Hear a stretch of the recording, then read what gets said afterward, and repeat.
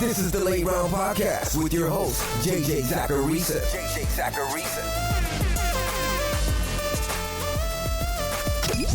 What's up, everyone? It's JJ Zacharisa, the editor-in-chief at FanDuel and at numberfire.com, and this is episode 428 of the Late Round Podcast, one of the many shows that are part of the FanDuel Podcast Network. Thanks for tuning in. Today's show features a lot of talk about the running back position. Unlike wide receiver and tight end, running back production is more driven by coaching decisions. As I always say, targets are earned. Wideouts and tight ends need to get open in order to see targets. With running backs, talent matters because we want coaches to be forced to play good running backs. Coaches are going to play their most talented backs, hopefully. But from a volume perspective, if a coach wants a committee is going to happen. And that lowers the chance that a running back will be usable in fantasy football. Now that we're 5 weeks in, we've got some idea as to how coaches want to utilize their backfield. So we're seeing some interesting trends emerge. There's a lot of interesting running back information that I dug up for today's show. But before getting to that info, I want to remind you guys about the Ringers Mega Contest. It's easy, just make 5 picks against the spread, including 1 double down every week. The top 100 users at the end of the season will compete for $25,000 in prizes during the playoffs. And the best part, it's free to enter. To enter for free, visit playfree.fanduel.com/theringer. Eligibility restrictions apply. So we had our first game without Austin Ekeler on Monday night. In that game, the Chargers featured Justin Jackson more than Joshua Kelly. Jackson ended up with about 58% of the team's running back rushes and almost 19% of the team's targets. Kelly had the remaining running back rush share and just a 3% target share.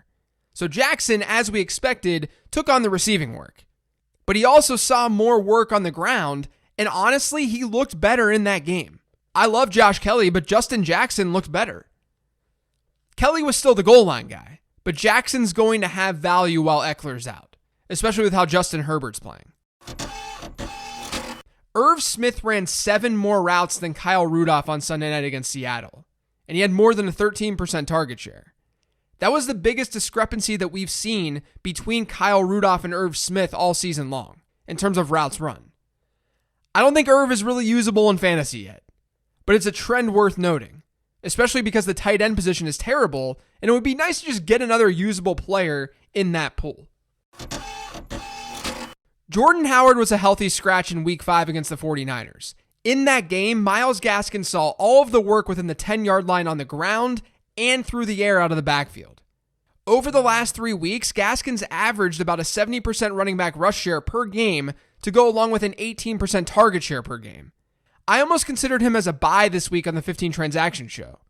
And I do think that it's not a bad idea to see if you can buy him, given his name value isn't very strong. Some people might not believe in him, but I think he might be here to stay. He's crushing right now. The Rams have been absolutely elite against wide receivers to start the year. According to my adjusted fantasy points allowed method, they're allowing 14 points per game above expectation against wide receivers, meaning team wideouts are scoring 14 points below their season-long average against the Rams. They've been the best team in terms of regular fantasy points against, but the difference is even more drastic when you adjust things. And when you dig into this further, you can see how good they've actually been. They largely held the Cowboys wideouts to mediocre games in Week 1. No Eagles wide receiver did anything against them. Stephon Diggs was the wide receiver 31. No wideout for the Giants was higher than wide receiver 57. And Terry McLaurin was the wide receiver 60 this past week. It's a matchup that you want to avoid. Trend 5 is that after weeks 1 and 2, Kenyon Drake was averaging about a 6% target share per game. There was some hope that it would increase. But even if it didn't, he could get by. He would be fine. But over the last 3 weeks, those target shares have been 3%, 0%, and 3%. Like I talked about on last week's 15 Transaction Show, Chase Edmonds is the one who's benefiting from this. And it wouldn't be surprising to see Chase Edmonds continue to get a bigger workload in that Cardinals backfield as we move through the season. You can't consider Drake as anything more than a touchdown-dependent RB2. Devontae Freeman's starting to get more and more work in this Giants backfield. During his first game with the Giants, he only played 29% of the team's snaps. That number's jumped to a 54% share over the last 2 weeks. And Freeman's running back rush share has gone from 50% to 61% to 74%. And over the last 2 weeks, he's hit a double-digit percentage target share. And I think Devontae Freeman's looked decent too. At the very least, he should be a flex play moving forward. Guys, things are trending way up for Antonio Gibson, and I'm very excited about it. Let me read you his running back rush shares by week. 31%, 59%, 53%, 72%, and 92%. That's a nice upward trend. And then target shares are 7%, 6%, 8%, 11%, and 18%. His snap shares aren't as high as I'd like to see, but his utilization has been getting better and better.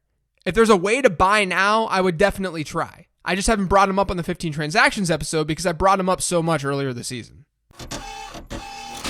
Over the last 3 weeks, Ryan Fitzpatrick has finished as the QB 10, 6, and 2. He's playing really well. And get this is an add to this trend from my buddy Rich Rebar from Sharp Football Analysis. Since Ryan Fitzpatrick took back that job in Miami in Week 7 last year, he's been the QB3 in all of fantasy football. Trend 9 is good news on the Joe Mixon front. After target shares of 6%, 7%, and 7% over the first 3 weeks of the season, Mixon's seen shares of 17% and 28% over the last 2 weeks. According to Pro Football Focus, over the first 3 weeks of the season, Mixon had run 72 routes versus Giovanni Bernard's 57. Over the last 2, that difference is 42 versus 14. Now, we've seen different types of game scripts for the Bengals all season long. But this is very good news. It's about damn time the Bengals use Joe Mixon as a receiver. The last trend this week is about James Conner. In week 2, because remember he got hurt in week 1, but in week 2, Conner saw his snap rate up to 77%. Week 3, that fell to 66%. This past week, it was 63%. So he's seen his snap rate fall week over week since week 2. Meanwhile, in that week 2 game where everyone was rightfully saying, Conner's fine, this isn't Benny Snell's backfield, he had an 84% running back rush share that week. Over the last 2 games, it's been 56% and 60%. Benny Snell has also seen 1 of 3 goal line rushes, while Conner's seen the other 2 in each of the last 2 games. So they've had a total of 6 goal line rushes from running backs. Benny Snell has seen 2 of them. I don't think it's time to just totally panic, but this is definitely something to watch here in week 6. That's going to do it for today's show, though. Thanks to all of you for listening. If you've yet subscribed to the Late Round Podcast, make sure you are by searching for it pretty much anywhere podcasts can be found. And don't forget to follow me on Twitter at LateRoundQB. Thanks, everyone. Got another show tomorrow for you, the matchup show. I'll talk to you then.